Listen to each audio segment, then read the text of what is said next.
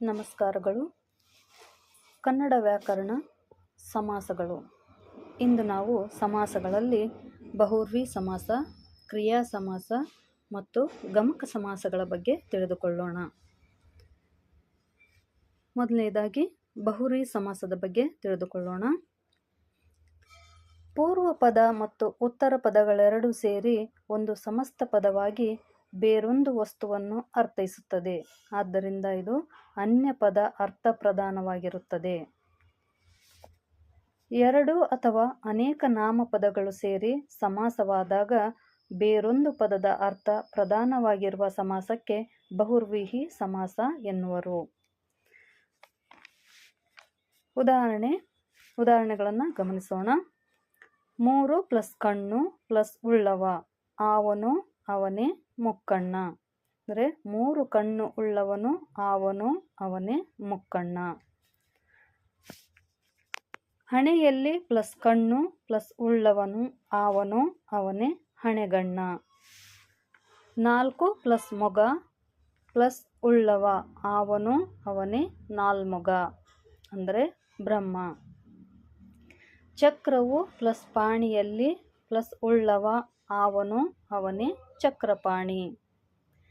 ಪದ್ಮವನ್ನು + ನಾಭಿಯಲ್ಲಿ + ಉಳ್ಳವನು ಅಥವಾ ಹೊಂದಿದವನು ಆವನು ಅವನೇ ಪದ್ಮನಾಭ. ನೀಲವನ್ನು + ಕಂಠದಲ್ಲಿ ಹೊಂದಿರುವವನು ಆವನು ಅವನೇ ಶಿವ. ಮೂಷಿಕ + ವಾಹನ + ಹೊಂದಿರುವವನು ಆವನು ಅವನೇ ಮೂಷಿಕ ವಾಹನ. ಅಂದರೆ ಮೂಷಿಕ ಗಣಪ. ಹೀಗೆ ಇಲ್ಲಿ ಅನ್ಯ ಪದ ಅಂದರೆ ಬೇರೆ ಪದದ ಅರ್ಥ ಪ್ರಧಾನವಾಗಿರುವಂತಹ ಸಮಾಸವೇ ಬಹುವ್ರೀಹಿ ಸಮಾಸ. ಏಳನೆಯದಾಗಿ ಕ್ರಿಯಾ ಸಮಾಸ. ಪೂರ್ವ ಪದವು ಸಾಮಾನ್ಯವಾಗಿ ದ್ವಿತೀಯಾಂತವಾಗಿರುತ್ತದೆ. ಅಂದರೆ ಅನ್ನು ಪ್ರತ್ಯಯ ಬರುತ್ತದೆ. ಪೂರ್ವ ಪದ ನಾಮಪದವಾಗಿದ್ದು ಉತ್ತರ ಪದ ಕ್ರಿಯಾಪದವಾಗಿದ್ದು ಅವೆರಡೂ ಸೇರಿ ಆಗುವ ಸಮಾಸವೇ ಕ್ರಿಯಾ ಸಮಾಸ. ಅಂದರೆ ಇಲ್ಲಿ ಉತ್ತರ ಪದದಲ್ಲಿ ಕ್ರಿಯಾಪದ ಬರುತ್ತದೆ ಎನ್ನುವುದನ್ನು ನೆನಪಿಟ್ಟುಕೊಳ್ಳಬೇಕು. ಈಗ ಉದಾಹರಣೆಗಳ ಮೂಲಕ ತಿಳಿದುಕೊಳ್ಳೋಣ. ಕೈಯನ್ನು + ಮುಗಿ ಕೈಮುಗಿ. ತಲೆಯನ್ನು + ತೂಗು ತಲೆದೂಗು. ಮನೆಯನ್ನು + ಕಟ್ಟಿದನು ಮನೆ ಕಟ್ಟಿದನು. ತಲೆಯಂ + ಕೊಡವಿ ತಲೆಗೊಡವಿ. ತಲೆಯಂ ಅಂದರೆ ತಲೆಯನ್ನು ಅಂತ ಹಳೆಗನ್ನಡದ ಪದ. ಇದು ನಾಮಪದ. ಇಲ್ಲಿ ದ್ವಿತೀಯ ವಿಭಕ್ತಿ ಪ್ರತ್ಯಯ ಬಂದಿದ್ದು ಉತ್ತರ ಪದ ಕ್ರಿಯಾಪದವಾಗಿದೆ. ಇದನ್ನು ಕ್ರಿಯಾ ಸಮಾಸ ಎನ್ನುವರು. ಮೈಯನ್ನು + ತಡವಿ ಮೈದಡವಿ. ನೀರನ್ನು + ಕುಡಿ ನೀರ್ಗುಡಿ. ಊರನ್ನು + ಸೇರಿದನು ಊರು ಸೇರಿದನು. ಕಾವ್ಯವನ್ನು + ಬರೆದನು ಕಾವ್ಯ ಬರೆದನು.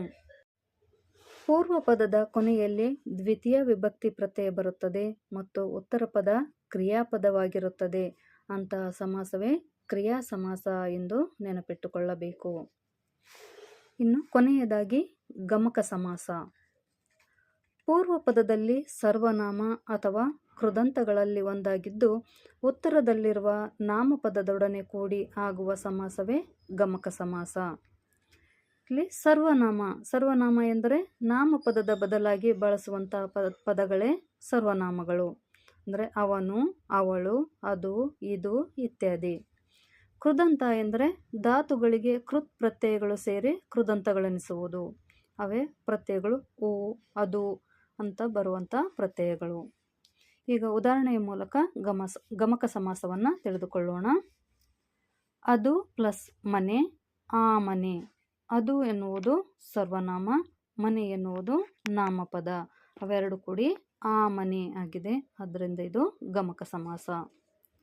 ಇದು + ನಾಯಿ ಈ ನಾಯಿ. ಅವನು + ಹುಡುಗ ಆ ಹುಡುಗ. ಅದು + ಊರು ಆ ಊರು. ಬೆಂದುದು + ಬೇಳೆ ಬೆಂದ ಬೇಳೆ. ಇಲ್ಲಿ ಕೃದಂತ ಬಂದಿದೆ. ಮಾಡಿದುದು + ಅಡಿಗೆ ಮಾಡಿದಡಿಗೆ. ಸೊಕ್ಕಿದುದು ಪ್ಲಸ್ ಆನೆ ಸೊಕ್ಕಿದಾನೆ. ಬಿಸಿಯಾದುದು ಪ್ಲಸ್ ಹಾಲು ಬಿಸಿ ಹಾಲು. ಅದು ಪ್ಲಸ್ ಕಲ್ಲು ಆ ಕಲ್ಲು. ಸಿಡಿಯುವುದು ಪ್ಲಸ್ ಮದ್ದು ಸಿಡಿಮದ್ದು. ತಿಂದುದುದು ಪ್ಲಸ್ ಅನ್ನ ತಿಂದನ್ನ. ಹೀಗೆ ಪೂರ್ವ ಪದದಲ್ಲಿ ಸರ್ವನಾಮ ಕೃದಂತಗಳು ಬಂದರೆ ಉತ್ತರ ಪದದಲ್ಲಿ ನಾಮಪದವಿದ್ದರೆ ಅದನ್ನು ಗಮಕ ಸಮಾಸ ಎಂದು ಹೇಳುತ್ತಾರೆ. ಹೀಗೆ ಸುಲಭವಾಗಿ ಅವುಗಳನ್ನು ನೆನಪಿಟ್ಟುಕೊಳ್ಳಬೇಕು. ಇನ್ನು ಬಹಳ ಸುಲಭವಾಗಿ ಸಮಾಸಗಳನ್ನು ನೆನಪಿಟ್ಟುಕೊಳ್ಳುವಂಥ ಅಂಶಗಳನ್ನು ಹೇಳುತ್ತೇನೆ, ಇದನ್ನು ಗಮನಿಸಿ. ಎರಡೂ ನಾಮಪದಗಳಿದ್ದು ವಿಭಕ್ತಿ ಪ್ರತ್ಯಯಗಳು ಲೋಪವಾದರೆ ಅದನ್ನು ತತ್ಪುರುಷ ಸಮಾಸವೆಂದು, ಪೂರ್ವ ಪದದಲ್ಲಿ ಗುಣವಾಚಕ ಅಥವಾ ವಿಶೇಷಣಗಳು ಬಂದರೆ ಅದನ್ನು ಕರ್ಮಧಾರಯ ಸಮಾಸವೆಂದು, ಪೂರ್ವ ಪದದ ಸಂಖ್ಯಾವಾಚಕವಾಗಿದ್ದರೆ ಅದು ದ್ವಿಗು ಸಮಾಸ ಎಂದು, ಎರಡಕ್ಕಿಂತ ಹೆಚ್ಚು ನಾಮಪದಗಳೇ ಬಂದರೆ ಅದು ದ್ವಂದ್ವ ಸಮಾಸ ಎಂದು, ಅಂಶಾಂಶ ಭಾವ ಅಂಶದ ಒಂದು ಭಾಗವೇ ಆಗಿರುವುದು ಅದು ಹಿಂದು ಮುಂದಾಗಿ ಬರುವುದು ಅಂಶಿ ಸಮಾಸ.